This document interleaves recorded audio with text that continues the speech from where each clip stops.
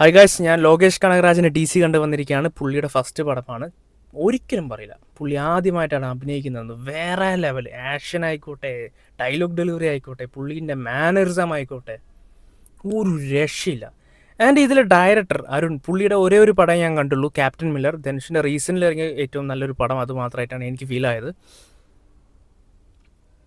കിടിലൻ. ഇതിൽ entire cast villain അടക്കം നമുക്ക് എടുത്ത് മറ്റേ കോൺക്രീറ്റ് തേച്ച ചുമരിൽ ഉരയ്ക്കാൻ തോന്നുന്ന രീതിയിലാണ് ഇതിലെ വില്ലൻ്റെ പ്രകടനം. ആൻഡ് ഇതിലെ നായിക ആയിക്കോട്ടെ, ഇതിലെ സൈഡ് കാസ്റ്റ് ആയുള്ള എല്ലാവരും നമ്മുടെ മനസ്സിലുണ്ടാവും. പൊളി പരിപാടി.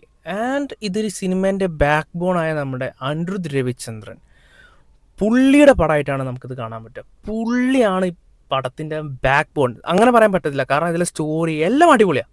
ഇതിലെനിക്ക് നെഗറ്റീവ് പറയാനില്ല. ഇതിൽ പറയുകയാണെങ്കിൽ ഫുള്ള് പോസിറ്റീവായി പറയാനുള്ളൂ. സ്റ്റോറി, മേക്കിംഗ്, സിനിമാറ്റോഗ്രാഫി ഒക്കെ വേറെ ലെവൽ.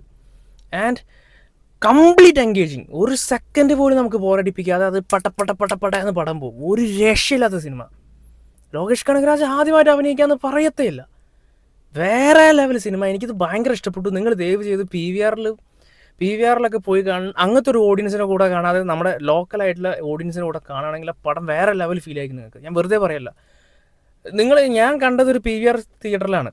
ഇവിടെ തന്നെ ആൾക്കാർക്ക് കൈയടിക്കാൻ മുട്ടി നിന്നിട്ട് കൈയടിക്കാൻ നിൽക്കുകയാണ്. എന്നാലും ആൾക്കാർ കൈയടിച്ചു പോകുന്ന രീതിയിലാണ് സിനിമ എടുത്തത്. കൈയടിച്ചിട്ടുമുണ്ട്. കിടിലൻ പടം, അടിപൊളി പടം. നായികനെ കുറിച്ച് ഞാൻ പ്രത്യേകിച്ച് എടുത്ത് പറയണ്ടല്ലോ. ഗോദയിൽ നമ്മൾ കണ്ടതല്ലേ, അതുപോലെ ഒരു ഇടിവെട്ട് ക്യാരക്ടറാണ് ഈ പടത്തിൽ. വേറെ ലെവൽ. എനിക്ക് പടം ഒരു 2-3 വട്ടം തിയേറ്ററിൽ പോയി കണ്ടാലും എനിക്ക് ബോറടിക്കത്തില്ല. അതുപോലെ ഇവർ മേക്ക് ചെയ്ത് വെച്ചിട്ടുണ്ട് പടം.